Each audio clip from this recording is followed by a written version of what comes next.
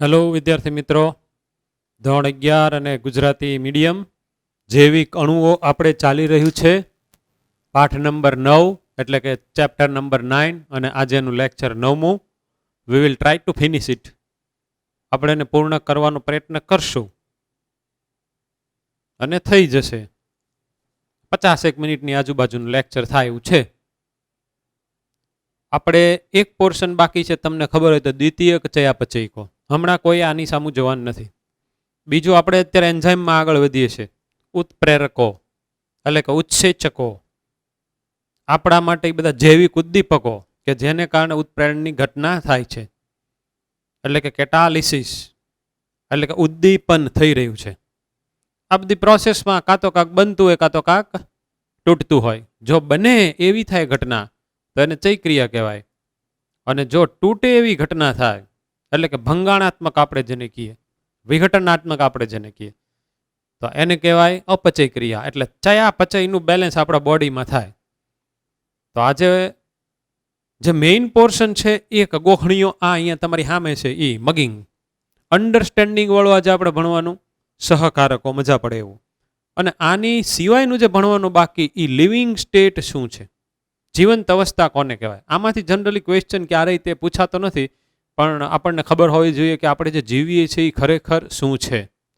તો આપણે પહેલાં સ્ટાર્ટ કરીએ સહકારકો, પછી આપણે પ્રાથમિક અને દ્વિતીયક ચયાપચયની અંદર એન્ટર થવાના છીએ. તો સહકારકો કોને કહેવાય? તો હું એક તમારી સામે અત્યારે કન્ડિશન મૂકી રહ્યો છું કે ઉત્સેચક સામાન્ય રીતે આપણને બધાને ખબર છે કે એકલા પ્રોટીનના જ બનેલા હોય છે, પણ અમુક વખતે ઉત્સેચકની અંદર પ્રોટીન સિવાયનો અન્ય ઘટક પણ હોય. એટલે કે ઉત્સેચક બે એવા રાસાયણિક ઘટકનું કોમ્બિનેશન હોય, એમાં એક ભાગ તો પ્રોટીન હોય અને જે પ્રોટીન સિવાયનો બીજો ભાગ છે તેને સહકારકોના નામે ઓળખવામાં આવે છે. ઇંગ્લિશમાં એને કોફેક્ટર કહેવાય. તો મારે અહીંયા લખવું પડશે કે ઉત્સેચક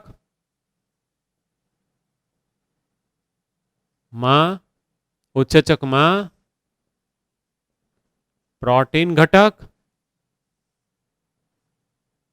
અને બિન પ્રોટીન ઘટક. તો તેવે વખતે એટલે કે તી વખતે પ્રોટીન ઘટકને એપોએન્ઝાઇમ કહેવાય. એપોએન્ઝાઇમ.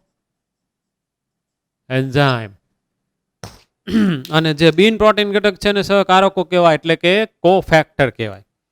આ હવે બિન પ્રોટીન ઘટક તરીકે એટલે કે સહકારક તરીકે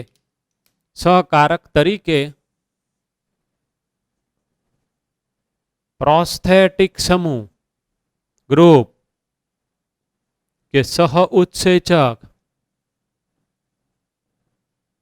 કે ધાત્વીય આયનો, ધાતુ આયનો આવેલા હોય. ત્રણ વસ્તુ થયું. એક એક આપણે સમજવાનું છે. પહેલા આ બે લઈએ, આ આખી વસ્તુ જ કાંક અલગ છે. આનું એક ઉદાહરણ ઝીંક આપણે મૂકી દઈએ. ધાતુ આયન તમને બધાને ખબર જ છે. આપણે અત્યારે ઝીંકનું એક્ઝામ્પલ લેવાનું છે એટલે મેં ત્યાં મૂક્યું. પ્રોસ્ટેટિક સમૂહ સહ ઉત્સેચક, આ પણ ઓર્ગેનિક છે, કાર્બનિક. ઇંગ્લિશમાં લખું આ તેની જેવું જ છે એટલે ડુ લખું, ડુ એટલે એની જેવો. બે રાસાયણિક પોઈન્ટ ઓફ વ્યૂથી ઓર્ગેનિક છે, કાર્બનિક ઘટક જ છે. તો સારું, ક્યારે એને આપણે પ્રોસ્ટેટિક સમૂહ કહેવો અને ક્યારે આપણે એને ઉત્સેચક કહેવો, સહ ઉત્સેચક કહેવો, એ બેમાં જે ફેર છે એ આપણે અહીંયા જે ભણવાનો છે. તો હું એક આકૃતિ દોરું છું. આ રેડ કલર સમજતા જજો વ્યવસ્થિત. બધાને ખબર પડી ગઈ મેં શું દોર્યું? આ રેડ કલરનું ઉત્સેચક. પણ એ ઉત્સેચકની અંદર મારે અત્યારે આ મેં ઉત્સેચક દોર્યું, એમાં મારે બે ભાગ મૂકવાના છે, એક પ્રોટીન વાળો એક બિન પ્રોટીન વાળો, એટલે કે સહકારક. એને હું બ્લેક કલરથી, ભાઈ અહીંયા બ્લેક કલર છે એટલે એને હું બ્લેક કલરથી મૂકીશ, બરાબર? તો એ હું હવે મૂકું છું. હવે તમે હરખી રીતને ધ્યાન રાખજો. તો જો આ એકલો રેડ કલર વાળાને હું પ્રોટીન એટલે કે એપોએન્ઝાઇમ કહું છું, તો હવે હું એમાં બ્લેક કલર ઘુસાડું છું. એ બ્લેક કલરમાં હું થોડોક ફારફેર કરીને મૂકું. જો મેં બ્લેક કલર અહીંયા મૂક્યો. હવે વ્યવસ્થિત તમને સ્ટ્રક્ચર ખબર પડશે. હવે હું એમ કહું કે આ એક એવો ઉત્સેચક છે કે જેની અંદર પ્રોટીન વાળો ભાગ છે, જેની અંદર બિન પ્રોટીન વાળો ભાગ છે. આ જે બિન પ્રોટીન વાળો ભાગ છે ઈ પોતે ઓર્ગેનિક છે અને ઈ આ ઓલા પ્રોટીનિયસ પાર્ટ એટલે કે એપોએન્ઝાઇમની સાથે હરખી રીતને પ્રબળ બંધથી જોડાઈ ગયો છે, એટલે એનો એક ઇન્ટિગ્રેટેડ પાર્ટ જ છે. એને આપણે સરળતાથી દૂર કરી શકતા નથી. આટલું પાકું. બ્લેક કલર છે ઈ કાર્બનિક ઘટક છે. કાર્બનિક ઘટક કે જે પ્રોટીન એટલે કે એપોએન્ઝાઇમની સાથે પ્રબળ રીતે જોડાયેલો છે તેને પ્રોસ્ટેટિક સમૂહ કહેવામાં આવે છે. તો અહીં પ્રોસ્ટેટિક સમૂહ આ બ્લેક કલરનો છે અને આ પ્રક્રિયાથી જોડાણ સ્થાન થયું. હવે આવો જે ઉત્સેચક છે એનો એસ કોણ છે, પ્રક્રિયાથી કોણ છે, તો એ હવે તમને બધાને ખબર પડી જાય. એને હું અત્યારે બ્લુ કલરથી દોરું છું. આજના બધા લેક્ચરમાં એના માટેનો આપણે કલર લેશું બ્લુ. તો જોજો ઈ આવો થશે.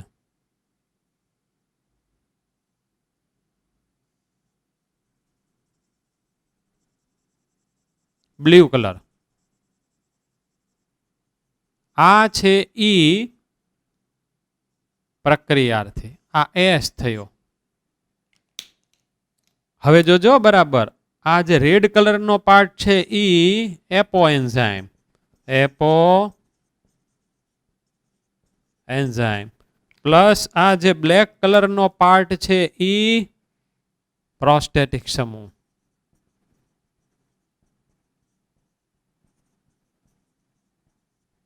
પ્રોસ્ટેટિક સમૂહ. હવે હેલું નીકળ્યું. આ બે ભેગા થાય એટલે ઉત્સેચક થયો અને ઓલા પણ ઉત્સેચકની પાસે પ્રક્રિયાથી જોડાણ સ્થાન ત્યાં એનો પ્રક્રિયાથી આવીને જોઈન્ટ થઈ ગયો. હવે શું થશે?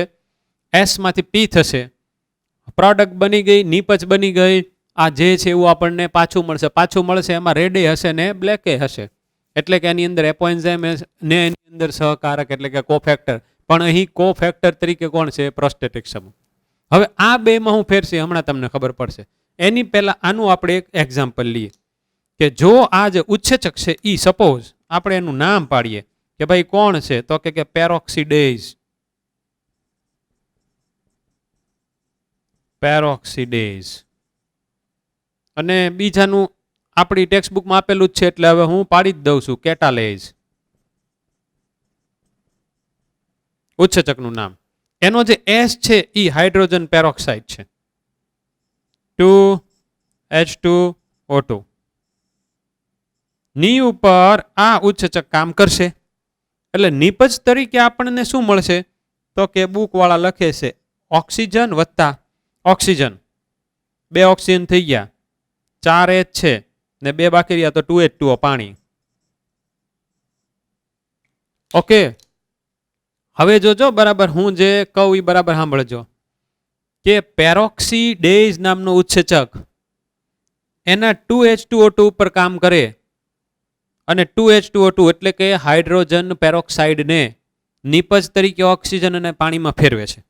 એક વાક્ય થઈ ગયું. બીજું વાક્ય, પેરોક્સિડેઝમાં પ્રોસ્ટેટિક સમૂહ તરીકે હિમ આવેલું હોય છે. હિમ. તો જો આ ઉત્સેચક પોતે પેરોક્સિડેઝ હોય તો આ બ્લુ કલરનું છે ઈ અહીં હિમ થયું. અહીં હિમ થયું. તો હિમ છે ઈ આ હોય, ઓર્ગેનિક સબસ્ટન્સ હોય હિમ તરીકે. આ તમારા માઇન્ડમાં ક્લિયર થવું પડે એક્ઝામ્પલ સાથેનું. બીજા ઉપર મૂવ કરીએ. સહ ઉત્સેચક. હું આને આમ નામ જ રાખું છું એટલે તમને આ બધું સમજાઈ જાય.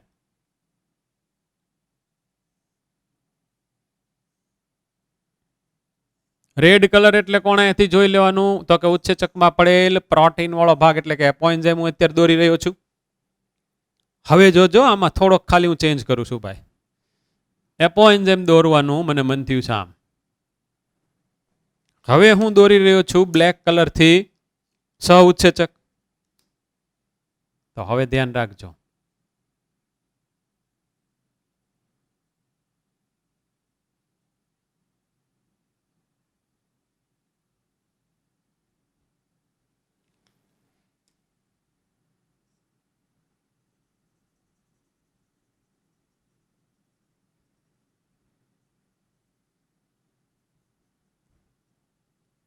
હવે ધ્યાન રાખજો વ્યવસ્થિત.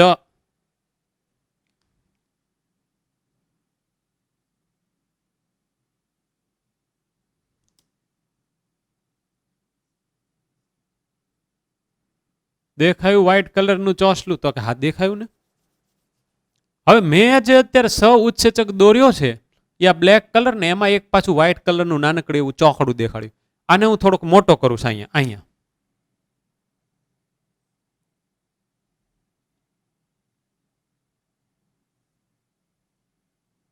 આ મેં મોટું કર્યું.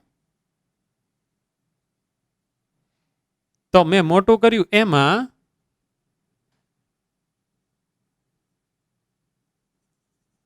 બ્લેક તો પાછું મારે દેખાડવું જ પડશે.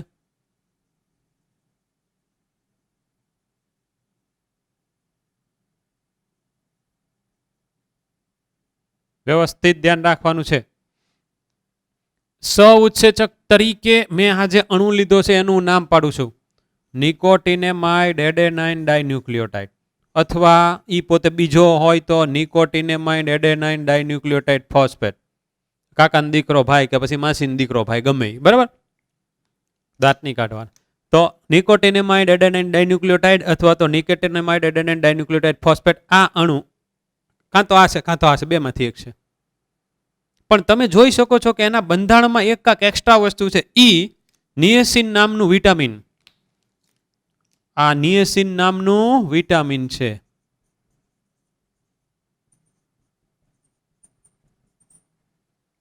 તો સહ ઉત્સેચકનો પણ એક બંધારણીય ઘટકે વિટામિન આવેલું હોય છે.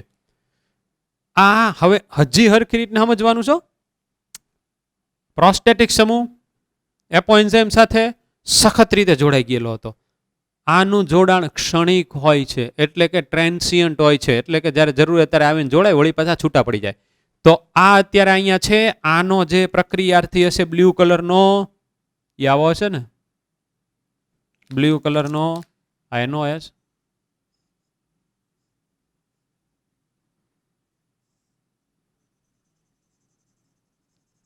કેવી આકૃતિ દોરવી પડે ને એમાં જ તમને બધાને મજા પડે એવું છે આ પાઠમાં. પાછું હમણાં આની અંદર સ્લાઇડ આવશે તારે પાછો કાઢીશ. અમુક એવો બધો પ્યોર થિયોરિટિકલ પોર્શન આવે ને, હવે એમને સમજાવવાનો આકૃતિ વગર ત્યારે. લ્યો આ થઈ ગયો આપણા માટે એસ. ઓકે, હવે તમે વિચાર કરો કે આ ખાલી વિટામિન અહીંયા ન હોય તો આ જગ્યા ખાલી થાય તો સંકુલ ન બને, તો એસમાંથી પી જ ન બને. બોલો સારું કેવું ઉપરવાળાએ મૂક્યું છે. હવે તમે લોકો વિચારો, જુઓ આને અલગ કરી નાખો, આને અલગ કરી નાખો, જવા દો. આ છે અહીંયા પડ્યો, આ એટલે કોણ છે? પોએન્ઝાઇમ અહીંયા પડ્યો છે. પછી આ એનએડી છે આખે આખો અહીંયા પડ્યો છે, એસ અહીંયા પડ્યો છે. ઓકે, અલગ અલગ છે. હવે જ્યારે કામ થવાનું છે ત્યારે એ ત્રણે ત્રણ આમ કરીને આવું એક સંકુલ બનાવે છે. કામ પૂરું એટલે જોજો અહીંયાથી નીપજ અને આ પણ એપોએન્ઝાઇમથી છૂટો પડી જશે. એટલે એનું જોડાણ કેવું છે? ક્ષણિક છે, ટ્રાન્સિયન્ટ છે. તો બે મુદ્દા નવા આવ્યા કે સહકારક તરીકે જે સહ ઉત્સેચક હોય તે પોતે કાર્બનિક ઘટક જ હોય, એટલે કે ઓર્ગેનિક સબસ્ટન્સ જ હોય, પણ એ પોતે એપોએન્ઝાઇમની સાથે ક્ષણિક જોડાય છે. અને તેના બંધારણનો પણ એક ઘટક વિટામિન હોય. સહ ઉત્સેચક કોણ છે? કો એન્ઝાઇમ કોણ છે અહીંયા? તો કે એનું ઉદાહરણ છે એનએડી અથવા એનએડીપી. ઓકે, તો આ સહ ઉત્સેચક જ્યારે એપોએન્ઝાઇમ સાથે જોડાય એનું જે સંકુલ બને એને હોલો એન્ઝાઇમ કહેવાય. Hollow enzyme. તો અહીંયાથી તમે આ બ્લુ કલરનાને કાઢી નાખો ને જે તમને રેડ અને બ્લેક દેખાય છે, અને બ્લેકમાં ઓલું વ્હાઇટ પાછું સાથે, is equal two hollow enzyme થયું. ઓલો નહીં હો, હોલો એન્ઝાઇમ. બરાબર, એ કે આપણે યાદ રાખવાની જરૂરિયાત નથી, આપણી બુકમાં આપેલું નથી. બે વસ્તુ ક્લિયર થઈ ગઈ. પ્રોસ્ટેટિક સમૂહ ને સહ ઉત્સેચકની સમાનતા, આ ઓર્ગેનિક આ તો ઓર્ગેનિક, બેયની અલગતા. એપોએન્ઝાઇમ સાથે ફિક્સ જોડાણ, એપોએન્ઝાઇમ સાથે ક્ષણિક જોડાણ, ટ્રાન્સિયન્ટ જોડાણ, ખાલી કામ પૂરતું જ કામ પછી છૂટા પડી જવાનું છે. રેડી?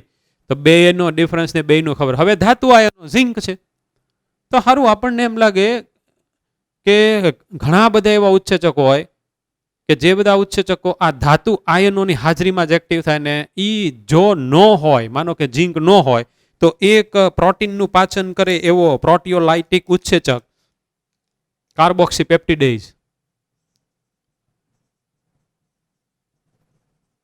કાર્બોક્સી પેપ્ટિડેઝ નામનો ઉત્સેચક. આ ઝીંક ન હોય તો પોતે એક્ટિવ ન થઈ શકે, એટલે કે એ પોતે પોતાના એસ ઉપર કામ ન કરી શકે, તેથી કરીને આપણને નિપજ ન મળે. તો આ હું કરે હું તો કે ઉત્સેચકમાં જે પોલીપેપ્ટાઇડની શૃંખલા છે, આ એન્ઝાઇમ, એની સાથે આ ઝીંક એક બાજુએથી બંધ બનાવશે અને બીજી બાજુએથી તેના એસ સાથે બંધ બનાવશે.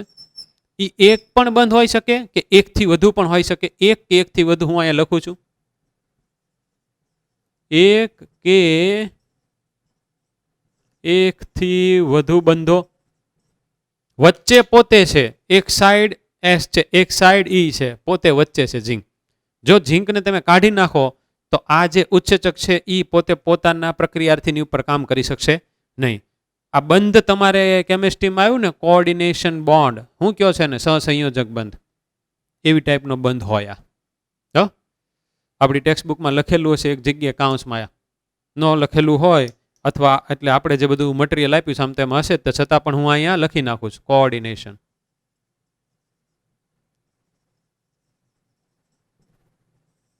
સહસંયોજક, કોવેલેન્ટ કે એવું કાંક તમે કહો છો ને, સહસંયોજક બંધ. જો ઝીંકને કાઢી નાખો તો કે જો આ ઉત્સેચક કાર્બોક્સીપેપ્ટિડેઝ હોય તો ઈ પોતે કોની ઉપર કામ કરે? મેં હમણાં જ તમને કીધું કાર્બોક્સીપેપ્ટિડેઝ ઈ છે, એનો એસ કોણ છે? પ્રોટીન છે. કારણ કે આ ઉત્સેચક પ્રોટીઓલાઇટિક એન્ઝાઇમ, એટલે કે ઈ પોતે પ્રોટીન ઉપર કામ કરે. તો એની ઉપર કામ ન કરી શકે તો આગળ ઉપર પછી પ્રોટીનનું પાચન ન થાય. આ ઝીંક ત્યાં જોવે ને જોવે છે. આને કહેવાય ધાત્વીય આયનો. તો બેયની સાથે બેયને પકડીને રાખે છે. પોતે અહીંયા છે, અહીંયા ઉત્સેચક એની સાથે બંધ બનાવે, અહીંયા એસ એની સાથે તે બંધ બનાવે છે. ત્રણેય વસ્તુ વ્યવસ્થિત 30 સેકન્ડ સુધી ખાલી જોઈ લ્યો આમ બરાબર. ફોટો હમણાં નથી પાડવાનો, નહીતર પાસે હું આવી જઈશ. ઓકે, હવે આગળ વધીએ. પ્રાથમિક ચયાપચયિકો અને દ્વિતીયક ચયાપચયિકો. પ્રાથમિક ચયાપચયિકો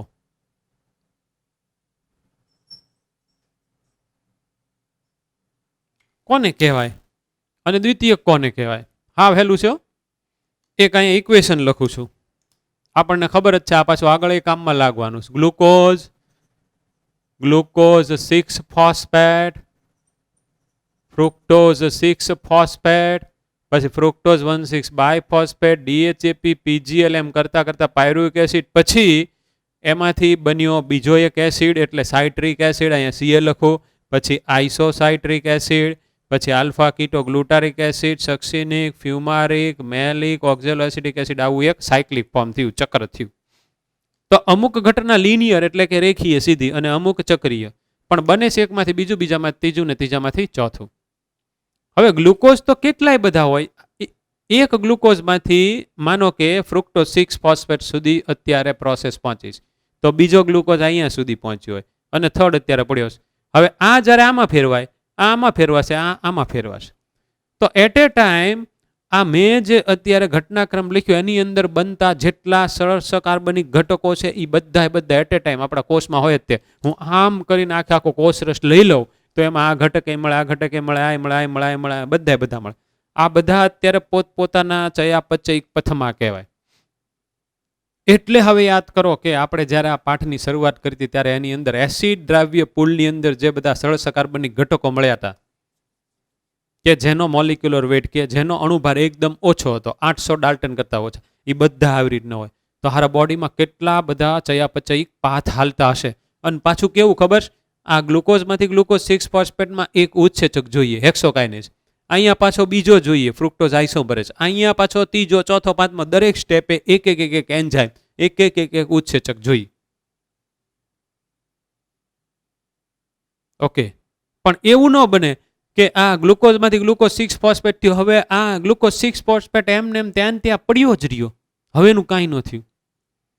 જનરલી આપણા શરીરમાં એવું ન બને. તો એનો મતલબ એમ થયો કે આપણા શરીરમાં જેટલા રાસાયણિક ઘટકો છે એ બધા પોતે ચયાપચયના પથમાં છે, એના ફ્લક્સમાં છે, એના પ્રવાહમાં છે, અને એ સતત એનામાં ફેરફાર થયા કરે છે, ચેન્જ થયા કરે છે. એટલે કે ગ્લુકોઝમાંથી ગ્લુકોઝ 6 ફોસ્ફેટ, અને ગ્લુકોઝ 6 ફોસ્ફેટ માંથી ફ્રુક્ટોઝ 6 ફોસ્ફેટ. એટીપી બન્યું હોય તો તૂટીને એડીપી, અને વળી પાછો એડીપી તો પાછો એટીપી. એ એમને એમ રહી ગયો એવું નહીં.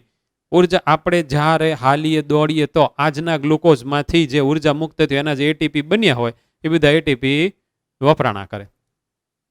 કોક એમ કે હું એટીપી 25 વર્ષ સુધી સંચિત કરી શકું, 25 વર્ષ સુધી, તો બહુ સારું કહેવાય ને ભાઈ. એનામાં તો કેટલી બધી તાકાત આવી જાય. એ આમ કરે, ખાલી ઓલો પાણકો આમ કરે તો 1-2-3 કિલોમીટર આગો જઈને પડે. સતત પ્રવાહમાં છે. આ બધા પ્રવાહને આપણો મેટાબોલિક ટ્રાફિક કહેવાય. એટલે કે ચયાપચયિક ટ્રાફિક. ટ્રાફિક તો ખબર છે ને, વાહન વ્યવહાર. તો આવો હોય વાહન વ્યવહાર, એક સર્કલ, એમાં બધું હાર્યા કરે. એક આવી રીતના આવે છે, એવો પાછો બીજો અહીંયા ભેગો થતો, અહીંયા પાછું એક સર્કલ પણ હોય, આવું હોય. આ ખાલી કન્સેપ્ટ છે, એ હમણાં આવવાનું છે. એટલા માટે અત્યારે હું તમને સમજાવી રહ્યો છું. તો મેં તમને અગાઉ જે લેક્ચરની અંદર બતાવેલા ખબર છે, બધા જ તે સરળ સકાર્બનિક ઘટકો, એની અંદર આપણે ફેટી એસિડ ને ગ્લિસરોલ જોયો તો, એની અંદર આપણે પેન્ટોઝ શર્કરા, એની અંદર આપણે એડેનિન ની બધું જોયું હતું. બધાને પ્રાથમિક ચયાપચયિકો કહેવાય, પ્રાઇમરી મેટાબોલાઇટ્સ કહેવાય. તો ભાઈ સેકન્ડરી છે શું છે? તો કે પ્રાઇમરીનો તો જે કોઈ પણ કોષ છે એ પછી ચાહે સૂક્ષ્મજીવનો હોય, એટલે કે બેક્ટેરિયા જેવાનો, કે પછી ફૂગનો, કે પછી વનસ્પતિનો, કે પછી આપણો, આ બધાનો કાંઈક નહીં ને કાંઈક અંદર રોલ છે. એને પોતાના એક સ્વરૂપમાંથી બીજા સ્વરૂપમાં ટ્રાન્સફોર્મ થવાનું છે, ફેરવવાનું છે. પણ અમુક ફૂગ હોય, પછી બધી વનસ્પતિ હોય, બધી ફૂગો હોય, એની અંદર આપણને અમુક ઘટક એવા પણ જોવા મળે કે આનું નિર્માણ આવી ફૂગ અને વનસ્પતિના અન્ય સૂક્ષ્મજીવો દ્વારા થાય છે. પણ એનું નિર્માણ થયા પછી એના માટે એનો કોઈ ઉપયોગ જ નથી. ફૂગ એ કાંક બનાવ્યું, હવે એનો ઉપયોગ ફૂગ કરતી નથી. પછી વનસ્પતિએ કાંક બનાવ્યું, પણ વનસ્પતિ માટે ઈ પોતે કઈ રીતનો ઉપયોગી છે એ કોઈને ખબર નથી. એમાંય ખાસ કરીને આવી રીતે ચયાપચયિક પથમાં જાય એવો તેનો ઉપયોગ છે જ નહીં. એટલે કે એક વખત બની ગયા પછી એમાંથી પાછું કાંક ઈ પોતે તૂટે, વિઘટનાત્મક ક્રિયામાં જાય અને પાછું એના કોષમાં કાંક થાય, એ આવું થતું નથી. આવા જે બધા ઘટકો, ફોર એક્ઝામ્પલ વનસ્પતિની અંદર જ નિર્માણ પામતા, પણ વનસ્પતિ માટેની કોઈ ઉપયોગિતા નથી, તો વનસ્પતિમાંથી એ બારે નીકળી જાય, અથવા તો એ પોતે બનીને પછી પડ્યા હોય. આવા જે છે એવા બધા રાસાયણિક ઘટકોને દ્વિતીયક ચયાપચયકોના નામે ઓળખવામાં આવે છે. અને આ બધા જ ચયાપચયકો કહેવાય, મેટાબોલાઇટ્સ કહેવાય. આ ઘટક, આ ઘટક, આ ઘટક, આ ઘટક, આ બધા મેટાબોલાઇટ્સ છે, ચયાપચયકો. તો આ બધા પ્રાથમિક ચયાપચયકો, આ બધા દ્વિતીયક ચયાપચયકો વનસ્પતિના શરીરમાં બને, પણ ત્યાં એનો ઉપયોગ ન થાય. તો પાછા આપણે માણસ એનો ઉપયોગ કરો. એક્ઝામ્પલ તરીકે વનસ્પતિમાંથી મળતી નીપજ ગુંદર. તો ભાઈ ગુંદરનો ઉપયોગ વનસ્પતિ શું કરે છે કયો તો? કાંઈ નહીં. એનો કોણ ઉપયોગ કરે? આપણે કરીએ. પછી રબર, એનો ઉપયોગ આપણે કરીએ. એના બોડી માટે ઉપયોગી નથી. હજી સુધી સાયન્ટિસ્ટોને ખબર પડી નથી કે આ સારું તો શા માટે બન્યું ભાઈ. પણ આપણને એટલી ખબર છે કે આપણા માટે બન્યું, એને માટે નથી બન્યું. હવે આપણા બોડીમાંથી આવું કાંઈ ઉત્પન્ન થાય છે, ગુંદર કે પછી રબર, કે જેનો ઉપયોગ અન્ય કોઈ પણ સજીવ કે પછી વનસ્પતિ કરીએ, કે આપણા બોડીમાં એવું નથી થતું. અમુક ફૂગમાં થાય, અમુક સૂક્ષ્મજીવોમાં થાય, અમુક આવી બધી વનસ્પતિઓની અંદર તો મેજોરિટી બધામાં થાય. એક ઘટક એવો આવશે એટલે તમને બધાને ખબર પડી જશે. હમણાં કોઈ અહીંયા નથી જોવાનું, મારી સામે જ જોવાનું. હવે આપણે 1 by 1 લઈએ. એક્ઝામ્પલ તરીકે રંજક દ્રવ્યો, તો કેરોટીનોઇડ્સ ને એન્થોસાયનિન બનીને પડ્યા હોય, પણ એ પછી તૂટી જાય ને એમાંથી પાછું કોઈ પણ એક રાસાયણિક દ્રવ્યો બન્યો ને એ પાછો બીજામાં ફેરવાય ને એમાંથી પાછું ઉર્જાનો સ્ત્રોત બન્યો ને, એવું ન થાય. એ જ્યાં છે ત્યાં છે. આલ્કલોઇડ્સને એવા માનવામાં આવે છે કે it is a magic box. Alkaloid એક આખો સમૂહ છે. અહીંયા બધા સમૂહ છે, આ બધા એના ઉદાહરણ છે. એમાંથી જાતની બધી દવાઓ બનવાની સંભાવનાઓ છે. It is a magic box. એમાં આયુર્વેદ શાસ્ત્રમાં તો બહુ, જો મોર્ફિન, કોડિન, આપણને એમ લાગે સાહેબ તો અત્યારે આ બધા નશાકારક દ્રવ્યના નામ બોલવા માંડ્યા. તો તમારી વાત સાચી છે. જો એની યોગ્ય માત્રા કરતાં વધારે માત્રામાં લેવામાં આવે તો એ છે. પણ આ કોડિન તમને નવાઈ લાગશે. આપણને જ્યારે કફ થી ઉધરસ બહુ આવતી હોય ને ત્યારે આપણને ઉધરસ મટાડવા માટે દવા આપવામાં આવે, એની અંદર કોડીન હોય, તો એનો ઉપયોગ દવા તરીકે છે.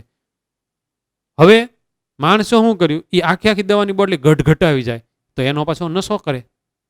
યોગ્ય માત્રામાં એ એકચ્યુઅલી મેડિસિન જ છે. તો મોર્ફિન, કોડીન યાદ રાખવાનું. પછી ટર્પેનોઇડ્સ, આ બધા ઓર્ગેનિક સબસ્ટન્સ છે. ટર્પેનોઇડ એમાં મોનોટર્પિન્સ ને ડાયટર્પિન્સ. આવશ્યક તેલ, લેમન ગ્રાસ તેલ આવે છે ને, લેમન ગ્રાસ થોડુંક લઈ લ્યો અને પછી બધી જગ્યાએ તમે કાં તો લગાડો કાં તો આમ છે ને સુગંધ માટે. એમાંથી તો કેટલા એના બધા મોડિફિકેશન થાય છે. પછી ટોક્સિન, બધા ઝેરી દ્રવ્યો, બધા વિષ, એબ્રિન ને રીસીના બે નામ યાદ રાખવાના. આમાં સીધું જ પૂછશે કે દ્વિતીયક ચયાપચયિક ટોક્સિન નીચેનામાંથી કયા છે, તો બધા બબ્બે ના પેર આપ્યા છે, એમાંથી આપણે એબ્રિન ને રીસિન ને સિલેક્ટ કરવાનું. આનો સ્પેલિંગ RICIN. લેક્ટિન્સ, કાર્બોહાઈડ્રેટ ને જોડે એવા પ્રોટીન છે. આ લેક્ટિન્સ એટલે પોતે કોણ છે? પ્રોટીન્સ છે. તો કોઈ એક વનસ્પતિની સપાટી ની ઉપરથી બહાર આવેલ કાર્બોદિત ની સાથે બીજો જે સેલ હોય, આ એક વનસ્પતિના કોષની સપાટી, એમાંથી બહાર આવેલ કાર્બોદિત અને બીજી સપાટીમાંથી બહાર આવેલ આ લેક્ટિન્સ એની સાથે જોડાય હશે, એની કોક એવી પ્રોપર્ટી, તો આ બધાને કહેવાય કે કાર્બોહાઈડ્રેટ બાઇન્ડિંગ પ્રોટીન. એનું ઉદાહરણ કોનકેનાવાલિન. કોણ કહેવા વાળી તમારે એવી રીતે યાદ રાખજો. કોનકેનાવાલિન એ ડ્રગ્સ, તો તમને ખબર જ છે, ડ્રગ્સ તો બધાને ખબર હોય. વિનબ્લાસ્ટિન ને કુર્કુમિન. પછી પોલિમેરિક દ્રવ્યો, પોલિમર, એમાં જો રબર, ગુંદર અને સેલ્યુલોઝ. સેલ્યુલોઝ દ્વિતીયક ચયાપચયિક છે. સેલ્યુલોઝની બનેલી દિવાલ એક વખત બની ગઈ અને પછી વનસ્પતિ કોષની અંદર સ્ટાર્ચ ખાલી થઈ ગયો, સ્ટાર્ચમાંથી ગ્લુકોઝ ને ગ્લુકોઝનું જરાક શોષણ એટીપી, તો હવે આ સેલ્યુલોઝની બનેલી કોષ દિવાલ તૂટીને એમાંથી ગ્લુકોઝ ન મળે. એમ ન થાય, એ એમને જ રહે. જો એવું થવા માંડે તો એને પાછું આપણે દ્વિતીયક ચયાપચયિક કહી શકીએ નહીં. બીજું છે પરફ્યુમ બધા આવે છે, પછી ફ્લેવેનોઇડ નામનું, પછી પ્રતિજૈવિક દ્રવ્ય, ફોર એક્ઝામ્પલ એન્ટીબાયોટિક. પેનિસિલિયમ નામની ફૂગ પોતે એક પેનિસિલિન નામનું એન્ટીબાયોટિક ઉત્પન્ન કરે. એન્ટીબાયોટિકનું શુદ્ધ ગુજરાતી પ્રતિજૈવિક દ્રવ્ય. એ બીજા સૂક્ષ્મ જીવોની વૃદ્ધિ અવરોધે. ભાઈ આને માટે શું કામનું? કાંઈ નહીં. તો જ એને દ્વિતીયક ચયાપચયિકો કીધું હોય ને. તો આ તમારે ગોખી જ જવાનું. જો સીધું આવે તો કામ થઈ ગયું આપણું, ને આમાંથી આડકતરી રીતને તો કાંઈ આવવાનું નથી. એટલે આવા બધાના માર્ક રોકડિયા કહેવાય. આમાંથી બધું આડું ઘણું બધું આવી શકે, કારણ કે આપણે આગળ ઉપર કેટલા બધા ઉત્સેચક આવશે. એમાં પાછું એવું આવશે કે આ ફલાણો ઉત્સેચક લોકણાની હાજરીમાં સક્રિય થાય, પછી ઢીકણો ઉત્સેચક પાછો ઓલા પૂંછડાની હાજરીમાં સક્રિય થાય. પૂંછડું લોકણું એટલે હું અહીંયા કહું છું ભાઈ આયન, એટલે એ પાછું તમને તે વખતે ત્યાં બધાનો આઈડિયા આવી જવો જોઈએ. ઓકે, હવે આનો એક ફોટો પાડી લેવાનો છે, પછી હું આને ભૂંસી નાખીશ અને પછી પાછું આપણે જોશું. આપણે જે આપણા આ પાઠનો છેલ્લો પોર્શન છે એની અંદર જવાનું છે. ઓકે, હું પછી ભૂંસીને સીધું આ બોર્ડ તમારી સામે લાવવાનો છું. અત્યારે આનો એક ફોટો પાડી નાખો. હું હવે તમારી સામે બોર્ડ નથી ભૂંસવાનો. હવે આપણે ટેકનોલોજીનો ઉપયોગ ન કરીએ વ્યવસ્થિત રીતને.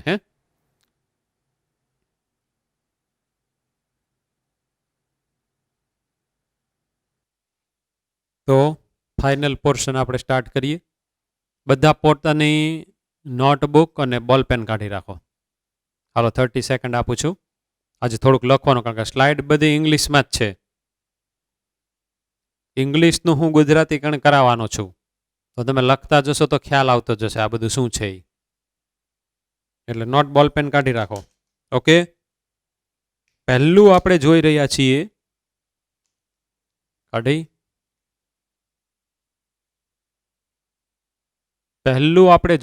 છીએ, ડાયનેમિક સ્ટેટ ઓફ બોડી કોન્સ્ટિટ્યુઅન્ટ્સ. શરીરના ઘટકોની ગતિશીલ અવસ્થા, સ્ટેટ. શરીરના ઘટકોની ગતિકીય અવસ્થા. શરીરના ઘટકો બધા ગતિમાં છે એમ કે કોઈ પણ સ્ટેબલ નથી થઈ ગયો, સ્થાયિત્વ એને પ્રાપ્ત નથી કરી નાખ્યું. એનું જ નામ જીવન છે. એટલે કે મેટાબોલિઝમ નો ખ્યાલ, કન્સેપ્ટ મેટાબોલિઝમ એટલે ચયાપચય. હું અહીંયા પાછો લખતો જવાનો છું.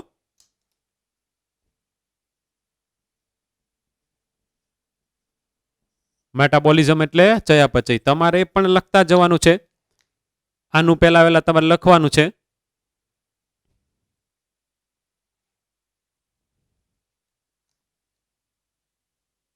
શરીરના ઘટકોની ગતિશીલ અવસ્થા. શરીરના ઘટકોની ગતિશીલ અવસ્થા. ગતિશીલ કે ગતિકીય ગમે એ લખો ચાલશે. એની નીચે ચયાપચયનો ખ્યાલ. હવે પાછું તમારે નથી લખવાનું, હવે સમજવાનું છે. એણે એવું લખ્યું છે કે all biomolecules are constantly being change. સતત બદલાયા કરે છે, એ પોતે પરિવર્તનશીલ છે. બધા જ જૈવિક અણુઓ સતત બદલાયા કરે છે, પોતે પરિવર્તનશીલ છે. કઈ રીત નહીં સમજજો.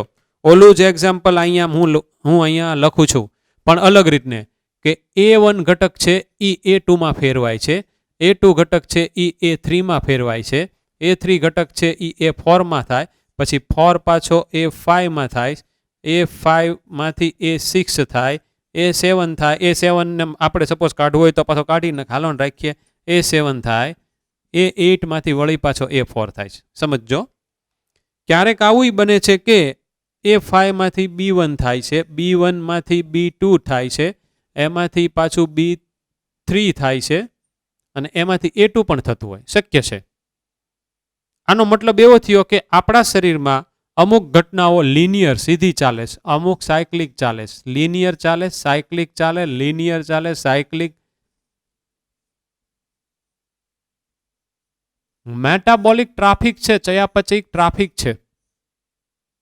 હે બધા સર્કલ છે, સીધે સીધા રસ્તા છે. એમાં અલગ અલગ આ A1 A2 A3 આવા બધા ઘટકો એકમાંથી બીજામાં રૂપાંતરણ પામતા હોય જ પડ્યા છે. આકૃતિ તમને ખૂબ કામ લાગવાની છે સમજવામાં, આ ટોપિક આખો સમજવામાં. મેં અત્યારે મેટાબોલિક ટ્રાફિક બનાવ્યો, આખો ચયાપચયિકોનો ટ્રાફિક બનાવ્યો. એકમાંથી બીજું, બીજામાં ત્રીજું, ત્રીજામાં ચોથું, ચોથામાં પાંચમું, આવું બધું બન્યા કરતું હોય. દરેક પ્રક્રિયા કરવા માટે એક ચોક્કસ ઉત્સેચક હોય. તો માનો કે અહીંયા ઉત્સેચક પહેલો છે E1, આ E1, તો અહીંયા ઉત્સેચક બીજો છે. આ E1 હવે બીજી કોઈ પણ જગ્યાએ ન હોય, કારણ કે એક રાસાયણિક ક્રિયા શક્ય બને એક ઉત્સેચકથી, એ આપણને બધાને ખબર છે.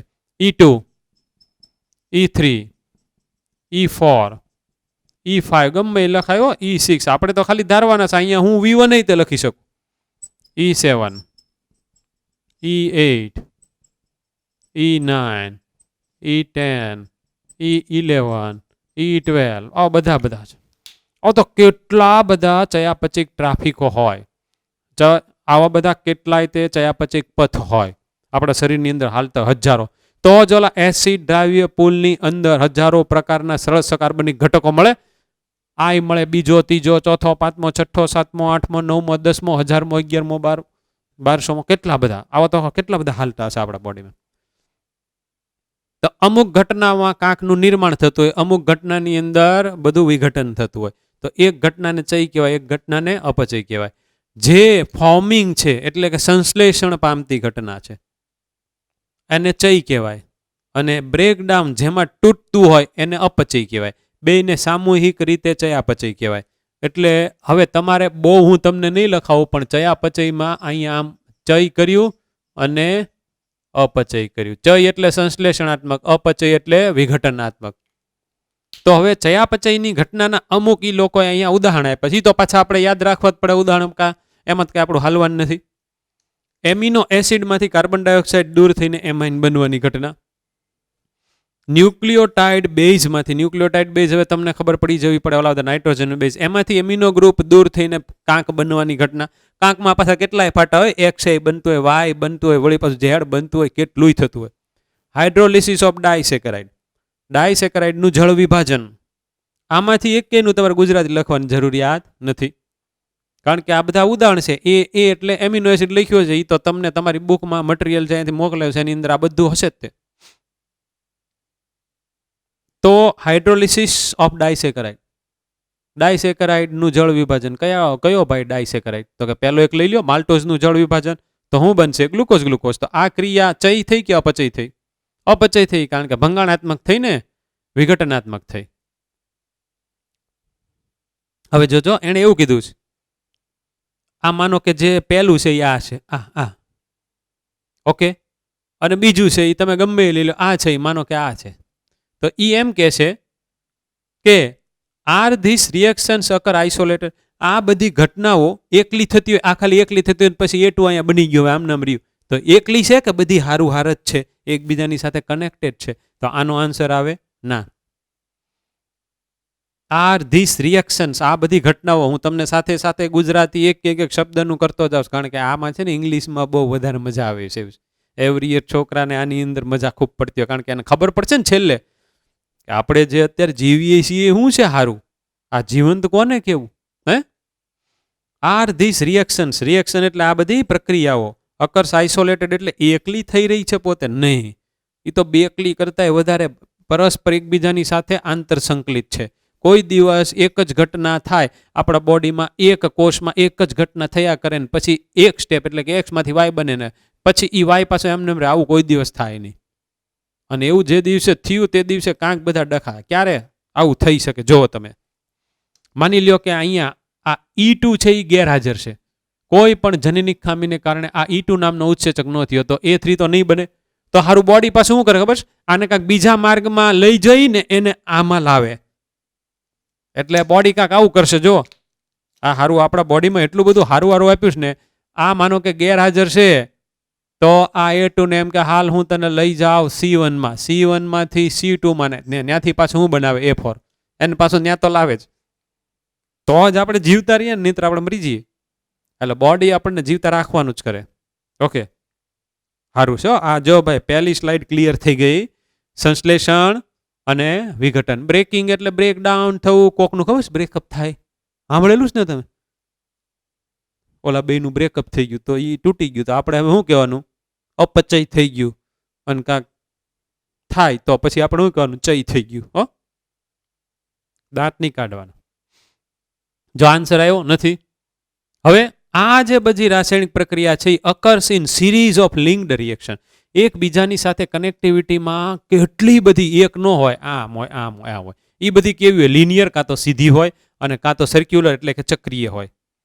લિનિયર, રેખીય, સર્ક્યુલર, ચક્રીય લખાઈ જવું પડે. હું આવું જ્યારે બોલું, લિનિયર, રેખીય, સર્ક્યુલર, ચક્રીય, અથવા તમારે કામ એ કરી શકાય. આનો તમે ફોટો પાડી લો, પછી આ આખે આખાને લિનિયર કહેશું, આને સર્ક્યુલર કહેશું.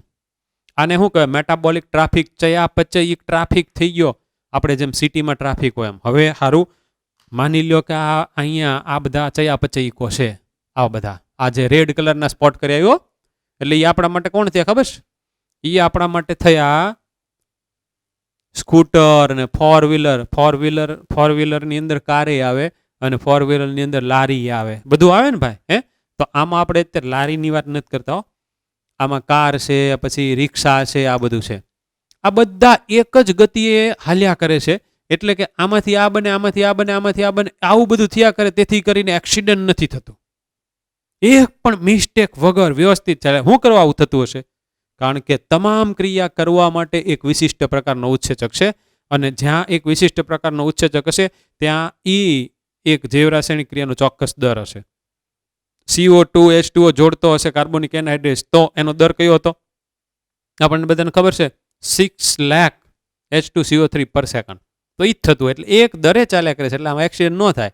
આમાં આપણે સમજવું હોય તો કે ભાઈ બધા 60ની સ્પીડે જ હાલ્યા કરે છે, એટલે એક્સિડન્ટ કોઈ દિવસ થવાનું નહીં. આ બધું હરતું ફરતું રહેશે, હરતું ફરતું રહેશે. 60ની સ્પીડ મેન્ટેન થાય છે, એને સ્ટેડી સ્ટેટ કહેવાય, સ્થાયી. આપણે ખબર છે ને કે કોકને નોકરી મળી ગઈ, મસ્ત જગ્યાએ નોકરી મળી ગઈ, 22, 23, 24 કે 25 વર્ષ થયો ને, MBBS થઈ ગયા, પછી એક જગ્યાએ મોટી હોસ્પિટલમાં નોકરી મળી ગઈ, 30 લાખનું પેકેજ. તો એમ કે હવે હું સ્થાયી થઈ ગયો. તો એને કામ તો કરવાનું જ છે. સ્થાયી થઈ ગયો, કામ કરતો કરતો સ્થાયી, કામ તો થાય જ છે. અહીંયા કામ થવું એનું નામ સ્થાયીપણું, એટલે કે સ્ટેડી સ્ટેટ. એની નોકરી વહી જાય તો, અને માની લો કે ઘરે આમ નામ છે ને બે ગયો તોય તે તો પાછો સ્થાયી થઈ ગયો કહેવાય. એવું અહીંયા સ્થાયીપણું નથી. આમાં કેવું છે? ડાયનામિક સ્થાયીપણું છે, હરતું ફરતું પણ સ્થાયીપણું છે. એટલે ઓલાને જેવું કે તમારા દર ટેસ્ટના માર્ક 30, પછી હામેન ટેસ્ટ તો પાછી વસ્તુ 30, વળી પાછા 29, 30, દરેક વખતના 30 માર્ક નવા, તો દરેક વખતનો સિલેબસ નવો. એમ દરેક વખતનો ગ્લુકોઝ 6 ફોસ્ફેટ નવો, આ ક્ષણનો ગ્લુકોઝ 6 ફોસ્ફેટ હોય, પછી 10 મિનિટ પછી જે આપણને ગ્લુકોઝ 6 ફોસ્ફેટ મળે એ તો 10 મિનિટ પછીનો જે ગ્લુકોઝ હોય એનો હોય, એવરી ક્ષણનો નવો. કારણ કે આ જીવ રાસાયણિક પ્રક્રિયા સતત હાલ્યા કરે, કોઈ પણ જાતની મિસ્ટેક વગર, વિથ ધ હેલ્પ ઓફ ઉત્સેચક, ઉત્પ્રેરક, અને આ ઉત્પ્રેરણા હાલ્યા કરે, એનું નામ જ લાઈફ છે. એમાં સ્ટેબિલિટી એટલે કે એમાં હાવ સ્થાયીપણું આવી જવું પડે નહીં. તો આ સ્થાયીપણું નથી. ઇક્વિલિબ્રિયમ એની અંદર જળવાય છે તો કે નથી જળવાતું. ફિઝિક્સ વાળા કહે છે કે ઇક્વિલિબ્રિયમ જળવાય તો પછી તંત્ર કામ કરતું હોય નહીં. આપણું શરીર છે એ પોતે જીવંત તંત્ર છે. જો આપણામાં ઇક્વિલિબ્રિયમ મેન્ટેન થાય તો આપણે મરી ગયા હોય. તો ઇક્વિલિબ્રિયમ મેન્ટેન થવાનું નથી. તારું કેવું છે સ્ટડી સ્ટેટ, પછી ઇક્વિલિબ્રિયમ મેન્ટેન ન થાય, હે હાવ સ્ટેબલ એ ન થાય, અને છતાં પણ પાછું કામ થાય એવી અવસ્થા એટલે જીવંત અવસ્થા. હાલો થોડુંક તો સસ્પેન્સ ખોલ્યું, આગળ હાલીએ. આ મેટાબોલિક ટ્રાફિક છે. હવે એના ઇમ્પોર્ટન્ટ લક્ષણો કયા, ફીચર્સ, તો કે અકર્સ વિધાઉટ સિંગલ મિસશેપ, એક પણ મિસ્ટેક વગર આ થયા કરે છે. A1 માંથી A2 ને બનવાનું છે, A1 માંથી A2 જ બને, એને જ્યારે મન થાય ત્યારે A1 માંથી સીધો C1 ન બને.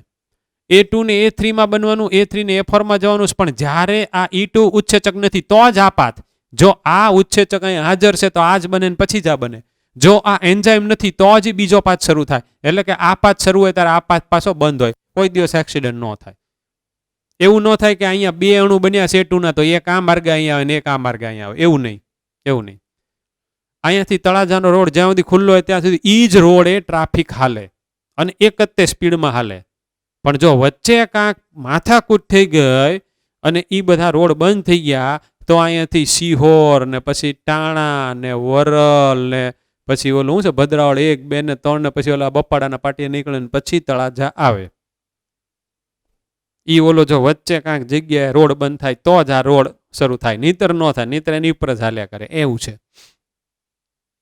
બીજું છે કેટેલાઇઝ્ડ રિએક્શન, ઉત્સેચકો દ્વારા થાય છે. તો હવે ઉત્સેચકથી કોઈ દિવસ મિસ્ટેક થતી નથી, સિવાય કે ઉત્સેચકમાં જો મિસ્ટેક હોય, એનું બંધારણ પૂરું ન થયું હોય, ઓલો ધાતુ આયન ન હોય, ઓલો સહ ઉત્સેચક ન હોય, ઓલો પ્રોસ્ટેટિક સમૂહ ન હોય, અથવા તો પછી પ્રોટીનનો જ્યારે બન્યો હોય ત્યારે જેવું થયું, તો આ બધી વિકૃતિઓ, તો પછી આગળ બધા ગડબડ ગોટાળાવાળા રોગો ને એવું બધું થાય. તો બે વસ્તુ આવી કે એક પણ ક્ષતિ વગર થાય છે અને આ ઉત્સેચકો દ્વારા થતી પ્રક્રિયા છે. હવે જોઈએ, આનું તમારે લખવાનું છે ભાઈ, નોટબુક કાઢો.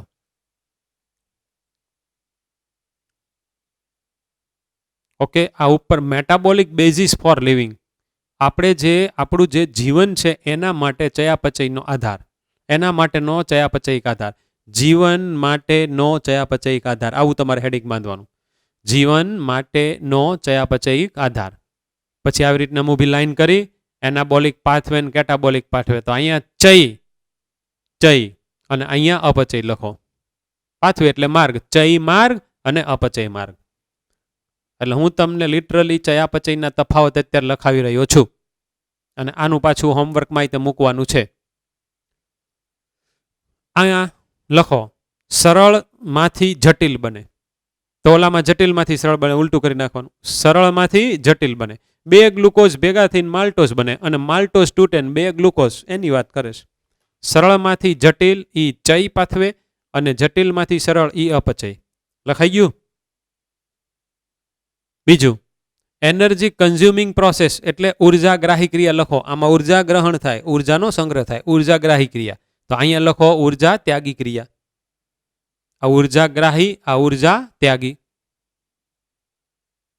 પછી ઉદાહરણ લખવાની જરૂર નથી, લખવાય તો લખો કે એસિટિક એસિડમાંથી કોલેસ્ટ્રોલ બને અને એમિનો એસિડમાંથી પ્રોટીન બને. આવી ગયું ને, મેં તમને ઉદાહરણ આપ્યું ગ્લુકોઝમાંથી ડાયસેકરાઇડનું. એણે એમિનો એસિડમાંથી પોલીપેપ્ટાઇડ એટલે કે પ્રોટીનનું ઉદાહરણ લીધું. ઓલામાં ઉદાહરણ છે ગ્લુકોઝમાંથી લેક્ટિક એસિડ બન્યો, ત્યારે જો ઉર્જા મુક્ત થયેલી દેખાડી, આટલું કજો ભાઈ, આ જે ગ્લાયકોલિસિસ થયું આટલું ક તે. પછી આ બધું પાછું હું છે હમણાં સમજાવું છું, આટલું ક સમજવાનું છે. ઓકે, આટલું ક તે. હવે આ સમજવાનું છે કે ગ્લુકોઝનો અણુ તૂટ્યો, લેક્ટિક એસિડ બન્યો. આની અંદર 3 કાર્બન છે, આની અંદર 6 કાર્બન છે. એટલે લેક્ટિક એસિડના કુલ કેટલા અણુ બન્યા હોય? તો કે 2 અણુ, કારણ કે 6 કાર્બન વાળો એક મોટો અણુ એ પછી તૂટીને 3 કાર્બન વાળા 2 બન્યા, એમાં ઉર્જા મુક્ત થઈ. આ જે મુક્ત થયેલી ઉર્જા છે ને એ એટીપી નું નિર્માણ થયું એમાં સંગ્રહણી. જો એડીપી પ્લસ પી પ્લસ આ એનર્જી વિલ ગીવ એટીપી, એટલે આટલી ક્રિયા છે એ પાછી ચઈ ક્રિયા કહેવાય, આની જેવી કહેવાય. આટલી હરખી રીતને ધ્યાન રાખજો. ગ્લુકોઝ તૂટ્યો, એમાંથી લેક્ટિક એસિડ બની, ઉર્જા મુક્ત થઈ. એડીપી વત્તા પી વત્તા આ એનર્જી અંદર ગળી, ઉર્જા ગળીને એટીપી. હવે એટીપી પાછો તૂટે છે, એટલે કે હવે પાછી ઉર્જા ત્યાગી ક્રિયા થઈ. એટીપી તૂટ્યો, એડીપી વત્તા પી પ્લસ ઉર્જા. આ મુક્ત થયેલી ઉર્જાથી જ કામ થાય, કાર્ય થાય, પરફોર્મ વર્ક.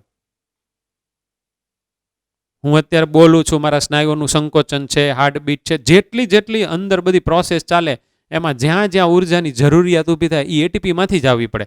આ ઉર્જાથી કામ ન થઈ શકે. ખાસ સાંભળજો, ગ્લુકોઝમાંથી લેક્ટિક એસિડ બન્યો ત્યારે મુક્ત થયેલી ઉર્જાથી મારા સ્નાયુનું સંકોચન ન થાય, મારી બોલવાની ક્રિયા ન થાય, મારા મોરબીવેગનું વહન ન થાય, મારું હાર્ટબીટની ક્રિયા ન થાય. એટીપી માંથી ઉર્જા મુક્ત થાય એનાથી થાય. તેથી કરીને એટીપીને કોષનું ઉર્જા ચલણ કહે છે. ATP it is a currency of cell. ATP is equal to કોષનું ઉર્જા ચલણ. આપણે સાબિત કર્યું. આની કિંમત 50 રૂપિયા.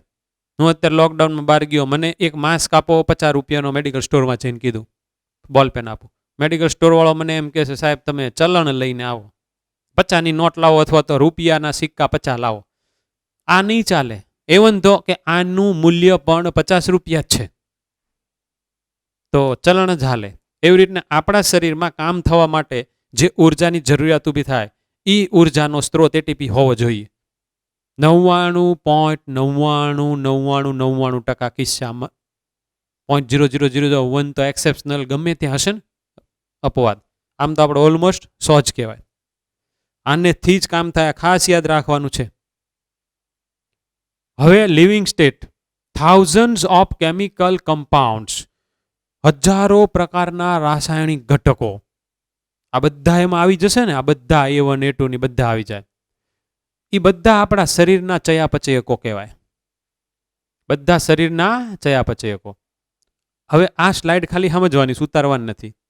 ઓલી સ્લાઇડ એકદમ ઉતાર નાખી. હજારો પ્રકારના રાસાયણિક ઘટકો આપણા બોડીના બધા ચયાપચયકો છે. હું એક્ઝામ્પલ તરીકે લઈ લઉં કે મારા બ્લડમાં રહેલ ગ્લુકોઝ, એનું પ્રમાણ, પછી એવી જ રીતને મારા બ્લડમાં રહેલ કોઈ પણ અંતઃસ્ત્રાવ એનું પ્રમાણ. તો અમુકનું પ્રમાણ થોડુંક વધારે, અમુકનું ઓછું હોય, એટલે કે અમુકની માત્રા નેનોગ્રામમાં, અમુકની તો કે મિલીગ્રામમાં. તો જો ગ્લુકોઝનું કેટલું છે અહીંયા લખેલું છે 4.5 to 5.0 મિલીમોલ પર અમુક ml હોય. તો આ છે ને, હવે જે નવી બુક આવીને એમાં આ આંકડો ફરી ગયો, 4.2 to 6.1 લખેલું છે, એટલે એ તમે પાછા નોંધી લેજો. પણ હોર્મોન છે એ પાછું નેનોગ્રામ પર ml હોય, એની માત્રા ઓલા ગ્લુકોઝની માત્રા કરતાં ઓછી છે. આપણે એની નોર્મલ માત્રાની વાત કરીએ છો. તો માનો કે આ ગ્લુકોઝ છે એ 4.2 to 6.1, એટલે આપણે એની એવરેજ કાઢીએ કે કહેવાય 5 મિલીમોલ હોવું જોઈએ મારા બ્લડમાં. આટલો મુદ્દો ખૂબ કામનો છે.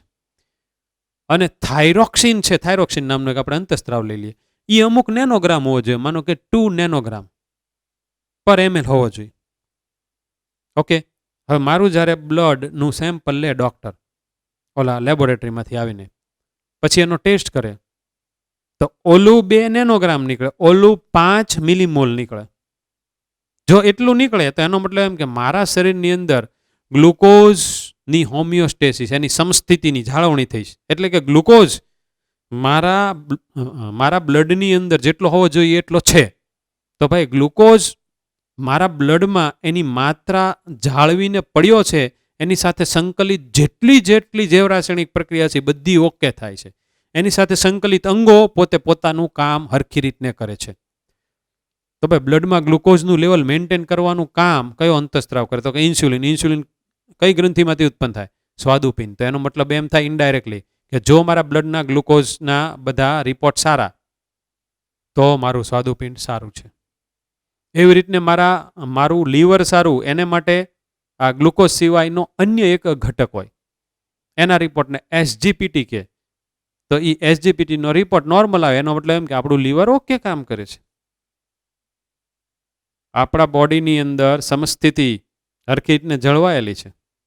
આપણા બોડીની અંદર સ્ટડીલી આ બધું જ ઓકે ચાલી રહ્યું છે. એ ઇનડાયરેક્ટ આપણને સજેશન આપે. પણ જો મારામાં બ્લડ ગ્લુકોઝ લેવલ અપ આવ્યું તો ઇન્સ્યુલિનને કારણે એ ડાઉન થઈને નોર્મલ થતું તો મારામાં ઇન્સ્યુલિન ઉત્પન્ન થતો નથી તો મને ડાયાબિટીસ છે એમ સાબિત થઈ જાય. એટલે કે મારા સ્વાદુપિંડના અમુક કોષો કે જે ઇન્સ્યુલિનનું ઉત્પાદન કરતા હતા એ હરખી રીતને કામ કરતા નથી. એવી રીતે હોર્મોન થાઇરોઇડમાંથી ઉત્પન્ન થતો થાઇરોક્સિનની માત્રા હોવી જોઈએ એની કરતાં વધઘટ આવે તો એનો મતલબ એમ થયો કે something is wrong in my thyroid gland. પછી એની પાછી દૂરગામી બધી અસરો હોય, વજન વધવું ને વજન ઘટવું ને આવું બધું કેટલું હોય. થાઇરોઇડના રોગમાં બધી વસ્તુ થઈ છે, કોકમાં વધે ને કોકમાં ઘટે. થોડુંક આપણે આગળ ઉપર 11મા ધોરણના છેલ્લા પાઠમાં આવશે ત્યારે પાછા આપણે ભણશું. એટલે એ શું કહે છે તો કે સ્ટેડી સ્ટેટ માટે this concentration must be maintain. આ સાંદ્રતા જળવાવી પડે તો એક આપણી સ્થાયી અવસ્થા બને કે ભાઈ રોજ આપણે ગ્લુકોઝ લઈએ છીએ, એમાંથી અમુકમાંથી એટીપી બને છે, બાકીનો અહીંયા રહે છે અને બાકીના બધા સેલને જેટલો જોતો એટલો મળે છે. એટલે બ્લડમાં એની એક નોર્મલ વેલ્યુ ડેઇલી એટલી ને એટલી જળવાય છે. એને સ્ટેડી સ્ટેટ કહેવાય, સ્થાયી અવસ્થા. પણ હું આવતીકાલે ગ્લુકોઝનો ટેસ્ટ કરાવું અને 1 મહિના પછી કરાવું તો આવતીકાલનો ગ્લુકોઝ અને 1 મહિના પછી બે ગ્લુકોઝ તો અલગ અલગ છે.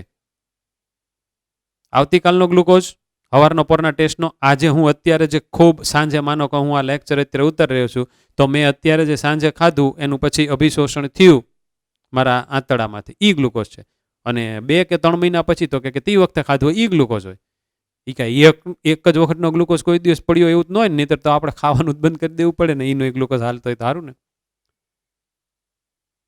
બાયોમોલિક્યુલ્સ are in metabolic flux.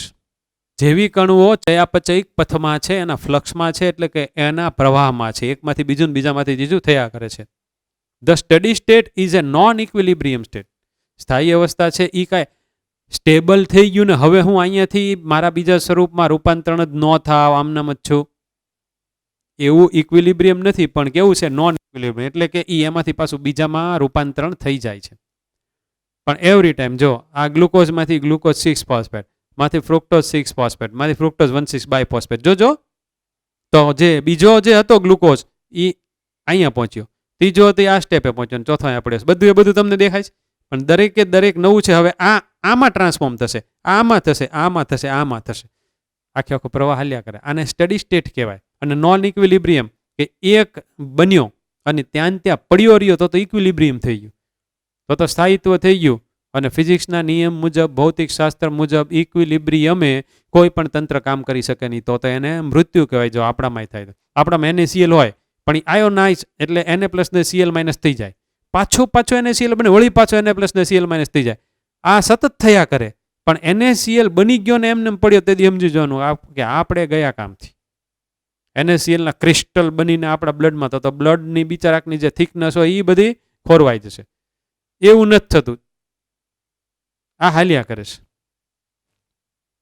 Can system at equilibrium perform work.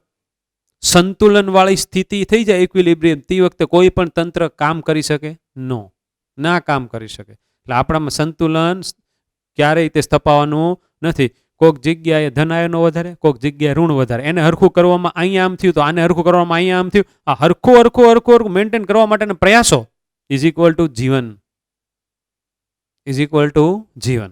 એવું થાય કોઈ દિવસ કે તમારા જીવનમાં એકલું 100% સુખ જ, દુઃખ આવે જ નહીં? એવું કાંઈ ન થાય. દુઃખ સુખનું મેન્ટેનન્સ. અહીંયા શું કીધું સંદર? કોનું મેન્ટેનન્સ? ચય અપચયનું મેન્ટેનન્સ. એકલી ચય ક્રિયા વધી જાય, એકલી અપચય વધી જાય, એવું સામાન્ય રીતે ન બને. એવું ક્યારે બને એ હમણાં હું તમને કહું છું. Can living organism afford to reach equilibrium. સમતુલન અવસ્થાએ સજીવોને પહોંચવું એ પોતે એફોર્ડ કરી શકે? એને એ પોસાય? આપણને પોસાય, આપણે ના જ પાડીએ ને તો એ પાછું મૃત્યુ હોય. સંતુલન થઈ જાય NaCl થઈ ગયો ને હવે Na+ ને Cl- થતો જ નથી બોડીમાં, તો આપણે ગયા કામથી. એટલે લિવિંગ સ્ટેટ એટલે જીવંત અવસ્થા હું છે. જો living state is A non equilibrium steady state. હવે તમને કેવું ઇંગ્લિશ છે તો ગુજરાતીની જેમ ખબર પડવા માંડ્યો. નોન ઇક્વિલિબ્રિયમ અસમતુલિત પણ પાછું સ્થાયી અવસ્થા. To be able to perform work કામ કરવા માટે સક્ષમ. પાછું કામ તો થાય જ છે.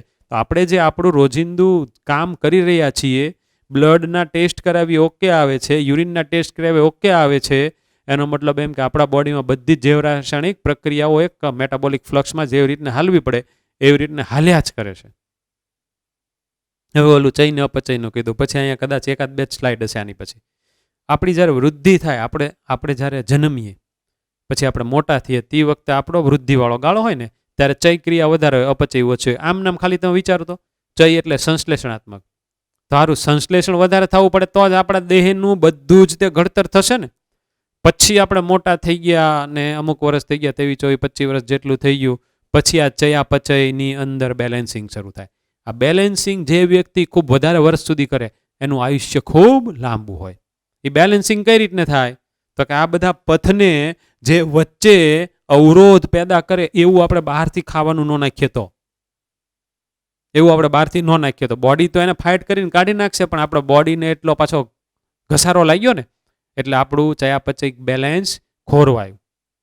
એટલે ટૂંકમાં હું તમને એમ કહું છું કે ના ખાવાનું ખાવ તે દિવસે તમારે સમજી લેવાનું કે આની અંદર તમે બધા ડખા કર્યા, protein, carbohydrate, lipid, nucleic acid, પાણી, વાઇટામિન, ક્ષાર, આની સિવાયનું બીજું કાંઈ પણ કાંક ઓલું બધું કલરવાળું આન તેન ખાધું. તમારું બોડી એને તોડી અને અલગ રીતને બહાર કાઢવા માટે સક્ષમ જ છે. તો એનામાં એટલી એબિલિટી છે, તો એનો તમે દુરુપયોગ શા માટે કરો છો ગમે જેવી તેવી વસ્તુ અંદર નાખીને? એને તમે અત્યારે ઇન્ડ્યુસ કરી રહ્યા છો કે એલા જો આ એક થોડુંક હું અંદર છે ને નાખું છું, મારી જીભને ભાવ્યું તું, મારી જીભને ભાવ્યું તું, હવે તું અંદર બધું સંભાળી લેજે. સંભાળશે પણ જ્યારે એની એબિલિટી ખતમ થઈ જશે ત્યારે આ બધું ખોરવાઈ જશે. એટલે આ ચયાપચય જેટલું આપણે મેન્ટેન કરી શકીએ એટલું આપણું આયુષ્ય લાંબુ હોય. જોજો ફર્સ્ટ ફેઝમાં ચય વધારે અપચય ઓછું એટલે વૃદ્ધિ થઈ, પછી ચયાપચયનું મેન્ટેન થયું, પછી થર્ડ સ્ટેજ નેચરલી કયું આવવાનું હોય? ચય ઓછું, અપચય વધી જાય એટલે આપણે એને જીર્ણતા કહીએ, એટલે કે વૃદ્ધત્વ આવ્યું. હવે ધીમે ધીમે એક અંગની અંદર આવું બધું, જે અંગમાં પહેલા અપચય વધ્યું એ અંગની કાર્યક્ષમતા ઘટી અને એ પછી આપણા મૃત્યુનું કારણ નેચરલ ડેથ આવી રીતને થાય. એટલે 3 ફેઝ મેં તમને સમજાવ્યા. પહેલામાં ચય વધારે, અપચય ઓછું, પછી બેલેન્સ, ને પછી અપચય હંમેશા વધવાનું જોઈએ કારણ કે એ પછી વૃદ્ધાવસ્થા. તો જો ચયાપચયનું બેલેન્સિંગ તમે જાળવો, આ બધા મોટી પર્સનાલિટી છે, શાહરૂખ ખાન ને, સલમાન ખાન ને, અમિતાભ બચ્ચન ને, તો અમિતાભ બચ્ચનનું તમે આખા દિવસનો કાર્યક્રમ જો, આટલી કસરત, આટલા વાગે ઉઠવાનું, આવું જ ખાવાનું, કઠોળ ના તેને બહારનું, તમે એને આઈસ્ક્રીમ લ્યો ખા ને અમિતાભ બચ્ચન સાહેબ, તમે આ કેન્ડી ખાવ ને મારા તરફથી ફ્રી, તોય તે ન ખાય. એના પોતાના ડાયટિશિયનો એને ખબર હોય કે મારે હજી અમિતાભ બચ્ચન શ્રીને 100 યર સુધી લઈ જવાના છે. બહુ સરસ કોન્સેપ્ટ છે ચયાપચયનો, લિવિંગનો, જીવંત અવસ્થાનો. તો without metabolism there can be a living state. ચયાપચય વગર જીવંત અવસ્થા હોઈ શકે નહીં જ તેને. ચય અપચયનું બેલેન્સિંગ ઈ જ છે. તેથી કરીને સાબિત શું કર્યું? Living state is equal two metabolism. જીવંત અવસ્થા છે એવું છે, ચયાપચયનું જ બીજું નામ છે, ઈ એનો પર્યાય છે. અહીંયા આ પાઠનો આપણે એન્ડ લાવ્યા. તો તમને ખબર પડી અત્યારે કે મેં પ્રાથમિક ને દ્વિતીયક ચયાપચયિકો અહીંયા છેલ્લે શું કરવા રાખ્યા હતા, એના આધારે મારે એક આવડો મોટો તમને ટોપિક સમજાવવાનો હતો. અને બાકીનું જે આપણે ભણ્યા સૌથી પહેલા પ્રોટીન, કાર્બોહાઈડ્રેટ, લિપિડ ને ન્યુક્લિક એસિડ, એમાં તમને બધી વાતની ખબર પડી ગઈ કે આવી રીતને જોડાય ને આવી રીતને તૂટે. તો એ જોડાય એ ચય ક્રિયા છે, તૂટે એ અપચય ક્રિયા છે. એનો અહીંયા ઉપયોગ કર્યો. હવે આ પાઠમાં આપણે હમણાં જોઈને બેઠા ઈ છે, આ આપણે આવી ગયું ને કેમિકલ રિએક્શનનું. આ બધી સ્લાઇડો હતી પણ મેં તમને બધી વસ્તુ પાછી સ્લાઇડથી ન ભણાવી કારણ કે આ બોર્ડ ઉપર ભણવાની મજા આવે એવું હતું. આમ તો મેજોરિટી તમને ભણવાની મજા બોર્ડ ઉપર જ આવે. આ ગ્લુકોઝ પાયરુવિક એસિડ વાળું, આવું એક્ટિવેશન એનર્જી વાળું, એસ થી નીચે પી મળે ને એસ થી ઉપર મળે. આપણે આવી હતી ખબર છે, ઉષ્માગ્રાહી ને ઉષ્મા ત્યાગી પ્રક્રિયા. આ કેએમ વાળું, મિચેલિન કોન્સ્ટન્ટ વાળું. આ જોયું હતું ને,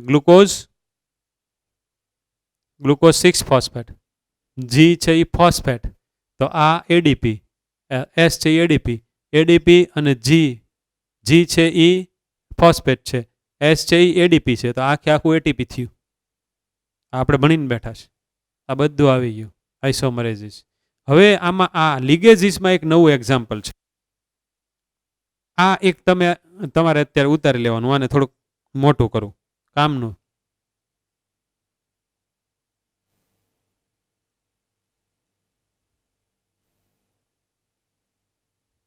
ઓકે, આટલું તમને દેખાય સરસ. આ પહેલા ઇક્વેશન ઉતારી લો, પછી આ હું તમને સમજાવું.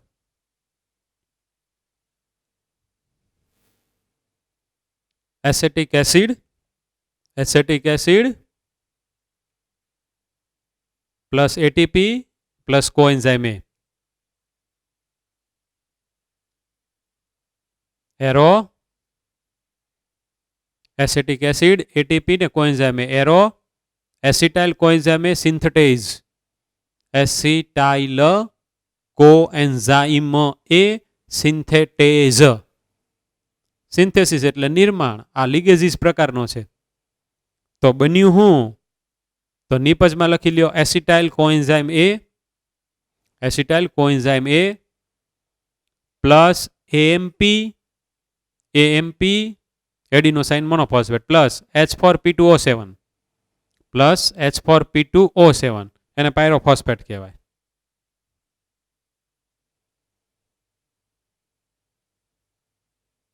ઓકે, જો હજી મોટું થાય તો કરીએ. હા, હવે સમજો, આ વહેલું છે. આ એટીપી છે, એટીપી એ આવો છે.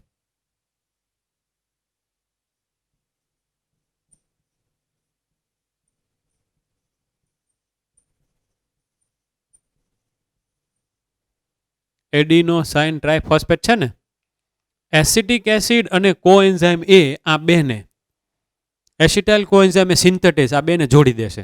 તો આ બેને જોડવાના, આ બે એકબીજાની સાથે જોડાશે એટલે નિપજ એસિટાઇલ કોએન્ઝાઇમ એ મળે. એસિટિક એસિડ ને કોએન્ઝાઇમ એ જોડાય એટલે શું બનશે? એસિટાઇલ કોએન્ઝાઇમ એ. પણ આના માટે જે ઉર્જાની જરૂરિયાત ઊભી થાય એ આ બંધ તૂટશે. આ બંધ તૂટ્યો, એમાંથી ઉર્જા મુક્ત થઈ 7.6 કિલો કેલરી જેટલી હોય. એ ઉર્જા આ બેને જોડવા માટે વપરાઈ ગઈ એટલે આ બે જોડાય અને બની ગયું એસિટાઇલ કોએન્ઝાઇમ એ. તો હવે નિપજ તરીકે એડિનોસાઇન મોનોફોસ્ફેટ, આ એડિનોસાઇન મોનોફોસ્ફેટ છે એએમપી, એ અહીંયા લખેલું છે, આ એએમપી થઈ ગયો. અને H4P2O7 આ છે, H4P2O7 છે, H4P2O7 જેનું નામ શું પાડ્યું છે? પાયરોફોસ્ફેટ. તો આવી રીતે ઈ ઇક્વેશન બન્યું છે. આપણી બુકમાં ખાલી શું આપ્યું? જોઈનિંગ ઓફ COCSCN આપણે ઓલું યાદ રાખ્યું, ખબર છે?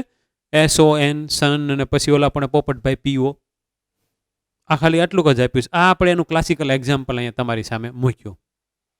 તો અહીં આપણે આપણો જૈવિક અણુનો પાઠ પૂર્ણ કરી રહ્યા છીએ. જે તમને મટીરિયલ આપ્યું છે એ મટીરિયલની અંદર જેટલા ટેબલ છે, એક આવું ટેબલ છે દ્વિતીયક ચયાપચયકોનું, એની સિવાયના પાણીનું પ્રમાણ ને આ બધા આયનો, એના બધા આયનોના સિમ્બોલની બધું આપેલું છે. એનું પાછું પ્રમાણ, એનો પાછો તુલના આપેલી છે, ભૂપળની અંદર કેટલું હોય. તો એ તમારે યાદ રાખવાનું. અત્યારે ને અત્યારે યાદ રાખો એવું હું તમને નથી કહેતો, પણ એને તમારે યાદ રાખવા માટે રોજ ખાલી છે ને 15 મિનિટ એકાદા ટેબલને આપી દેવી, અથવા અડધા ટેબલને આપી દેવી, એટલે અઠવાડિયામાં એ યાદ રહી જાય. એટલે આ પાઠ આખાની જ્યારે ટેસ્ટ આવે ત્યારે એમાંથી તે ક્વેશ્ચન પૂછશું, તો એ પણ તમારે યાદ રાખવાનું. હવે આપણે જ્યારે મળશું ત્યારે પાછો આપણે બીજો કોઈ પણ એક નવો પાઠ શરૂ કરશું. એ નવો પાઠ અત્યારે હું તમને કયો પાઠ શરૂ કરવો એ નથી કહેતો, પણ એનું મટીરિયલ તમારા બધા આગળ આવી જવાનું છે. આ એક આપણે 3 લેસનનો બંચ હતો એ આપણે ફિનિશ કર્યો, કે જે આપણા માટે અતિ મહત્વનું હતું. હવે આને આપણે ધ્યાનમાં રાખીને આગળ ઉપર કોઈ પણ પાઠમાં હું તમને લઈ જાઉં ને એટલે બધા પાઠ તમને ધીમે ધીમે વધારે અને સારી રીતે સમજાય. આ 3 પાઠ અત્યારે આપણે લીધા એના આધારે, પછી એ બધા પાઠના આધારે પાછા બીજા પાઠ ભણવાના, પાછા એના આધારે બીજા પાઠ ભણવાના, પછી એવી રીતના આખું 11મું બને અને 11માનો આધાર લઈને પછી આપણે પાછું 12મું ભણવાનું હોય. તો આપણે ત્યારે મળીએ. અહીં આપણે લેક્ચરને પૂર્ણ કરીએ છીએ. આભાર.